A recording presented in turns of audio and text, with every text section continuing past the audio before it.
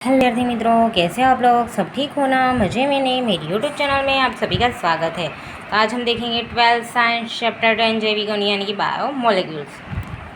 तो हॉर्मोन्स का आज हम दूसरा देखेंगे, यानी कि तीसरा अंतःस्राव वाली ग्रंथि। ओके, तो तीसरी अंतःस्राव वाली ग्रंथि के एक प्रकार की ग्रंथि है। ओके, ये क्या है? एक प्रकार की ग्रंथि है।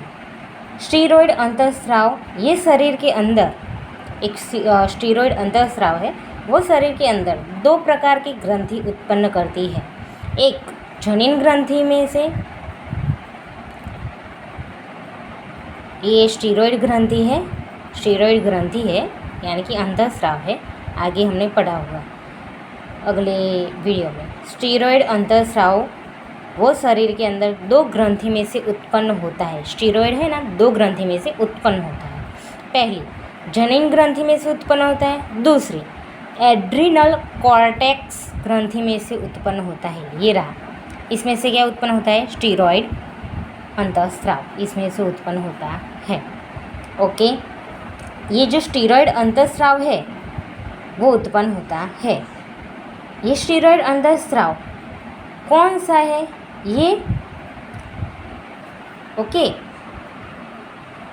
स्टीरॉयड अंतःस्राव कौन सा है? तो ये ग्लूकोकॉर्टिकॉइड्स ये एड्रिनल ग्रंथि में से उत्पन्न होता है। ओके, स्टीरॉयड अंतःस्राव है वो इसमें से उत्पन्न होता है।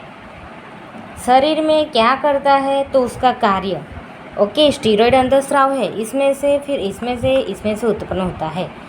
ग्लूकोकॉर्टिकॉइड्स में से उत्पन्न होता है। तो इसका कार्य क्या है?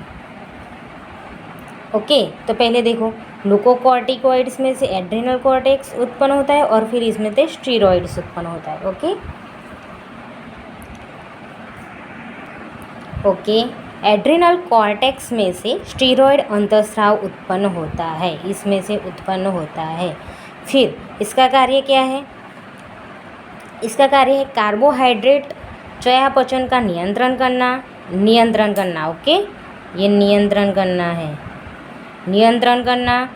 फिर सोजे उत्पन्न करने वाली प्रक्रिया ओ का नियमन करना।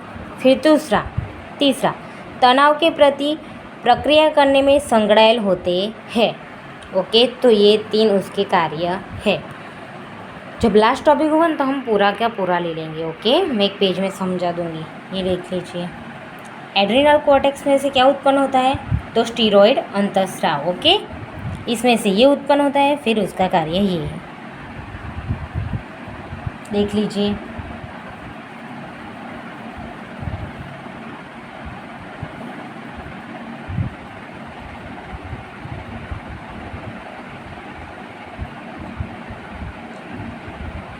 देख लिया? फिर से समझा देती हूँ एक बार। देखो, एड्रिनल कॉर्टेक्स में से स्टीरॉयड अंतःस्राव उत्पन्न होता है। ये अंतःस्राव ग्लूकोकॉर्टिकॉइड्स ओके, ये एड्रिनल में से उत्पन्न होता है। इसमें से पहले कौन उत्पन्न होता है? स्टीरॉयड अंतःस्राव उत्पन्न होता है। फिर स्टीरॉयड अंतःस्राव दो में से उत्पन्न होता है, एक जनन ग्रंथि में से, दूसरा एड्रिनल कॉर्टेक्स में से। अभी एड्रिनल कॉर्टेक्स में से स्टीरॉयड अंतःस्राव तो उत्पन्न भी होता है, फिर एड्रिनल कॉर्टेक्स में से ग्लूकोकॉर्टिकॉइड्स उत्पन्न होता है। तो एड्रिनल कॉर्टेक्स में से क्या उत्पन्न होता है? ग्लूकोकॉर्टिकॉइड्स, फिर उसका कार्य ये है। ओके, पूछा जाए कि एड्रिनल कॉर्टेक्स में से क्या उत्पन्न होता है, तो स्टीरॉयड अंतःस्राव भी उत्पन्न होता है। फिर दूसरा कि एड्रिनल कॉर्टेक्स में से ग्लूकोकॉर्टिकॉइड्स उत्पन्न होता है, इसमें से ये उत्पन्न होता है, फिर उसका कार्य पूछे तो ये सब लिखना है। ओके, एड्रिनल कॉर्टेक्स में से ग्लूकोकॉर्टिकॉइड्स उत्पन्न होता है, इसमें से एड्रिनल कॉर्टेक्स में से ग्लूकोकॉर्टिकॉइड्स उत्पन्न होता है, इसमें से ये उत्पन्न होता है। ओके, फिर से बता देती हूँ। एड्रिनल कॉर्टेक्स में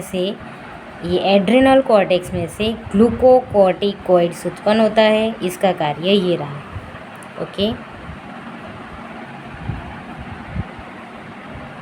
ओके विद्यार्थी मित्रों, जो आपको मेरा वीडियो अच्छा लगा हो तो लाइक शेयर और सब्सक्राइब करिएगा। मिलते हैं नेक्स्ट वीडियो में। Bye bye.